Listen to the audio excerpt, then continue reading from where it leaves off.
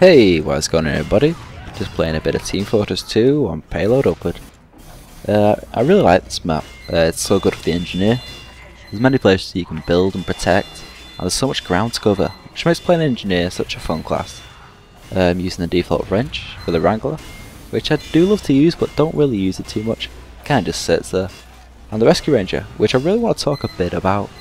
I think it's almost underused and underappreciated weapons.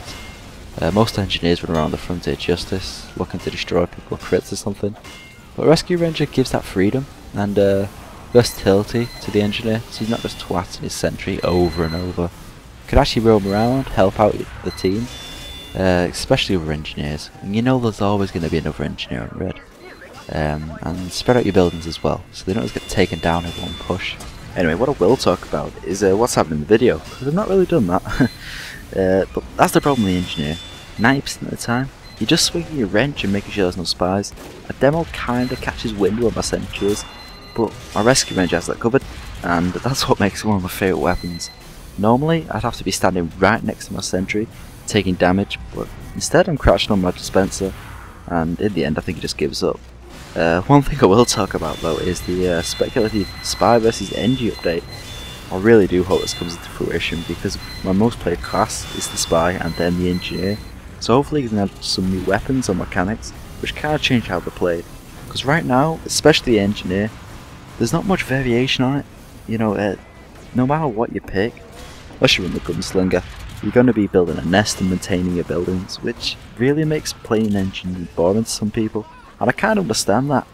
And I know how this tries to be fixed with items like the aforementioned gunslinger and shotguns like the Widowmaker, which let the engine be a little bit more direct and offensive. Anyway, heading away from my sentry now, as I kinda noticed a push coming up with a demo and Solly coming up from the right side, and I don't want to get hit by damage as they inevitably go for my sentry. So I head behind cover here, and I've got a clear line of sight to my sentry. And this shows how great this loadout can be. There's rockets and pipes getting shot at my sentry, but I'm able to still output more healing than they can do damage, which I'm quite surprised about. I really thought they'd overwhelm it, but no, I got lucky. I get distracted by the attack right here and forget to heal up, so this spy comes around and gets a pretty easy kill. But while I respawn, I got quite a crazy clip I took earlier. Still an upward with the same loadout, but this time offense, which makes playing engineer a little bit more dangerous and a little bit more difficult. A pyro seemingly comes out of nowhere, and I really think my sentry's going to get destroyed, but somehow it survives. I think the pyro gets it down to 1 HP exactly, which must have really pissed him off because he was really wanting to get this fucking thing down. Anyway, back to the gameplay, and one thing that really annoys me when playing classes like the engineer, when you die, you really want to get back out there and protect your buildings, and this seems to always happen where I get a respawn time of 17 or 18 seconds. When this sort of thing happens, I just pray that a spy doesn't notice my absence and sack my buildings to shit, but luckily I make it just back in time to repair them. Unfortunately, they finally take down my sentry and cap the point too. I forget about my dispenser here too as well and leave it inside the enemy lines. Surprised it didn't get taken down actually, because that little area with the health kit is kind of popular. Fortunately I have my rescue ranger at my disposal, and one thing I haven't talked about is actually how you can rescue your build at any range. And it does cost 130 metal, but it's well worth the investment because saving a level 3 building as opposed to letting it get destroyed and having to rebuild it, which is going to cost around 500 metal to get a level 3 building back. And more important than your resources is the time it takes to erect and upgrade your buildings. As an engineer, you really have to manage your time well and make sure you're in a position where your buildings are up and they're all at least level 2. Take this scenario right now. They've pushed on and capped the first point, and presumably they'll be coming up both sides here.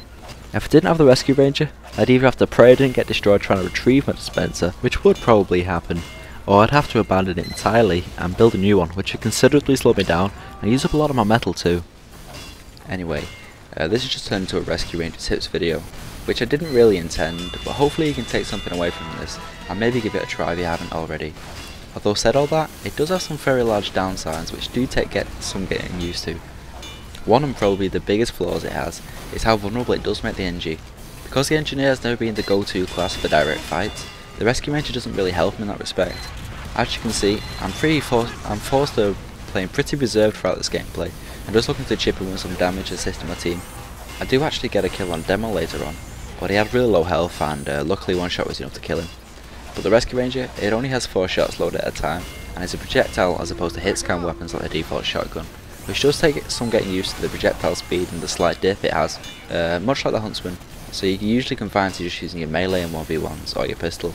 So I think I've covered everything. It can heal other engineers building this too, which is quite handy, and makes you more of a team player. Anyway, not much else happens throughout this gameplay. We end up winning, and our top score about 50 points, which is a considerable amount considering we capped the first point. Hopefully I've shown that playing engineer can be a little bit more than sitting behind a sentry, as you see so many engineers doing, and you can actually have a little bit more freedom when playing. But anyway, I hope you've enjoyed the video, or at least found it a little bit informative. You can probably expect to see more TF2 videos soon if you want to go check them out. If you like the video, great. If not, leave me a comment telling me why you didn't, and I'll be sure to reply. And thanks for watching, guys. Take care.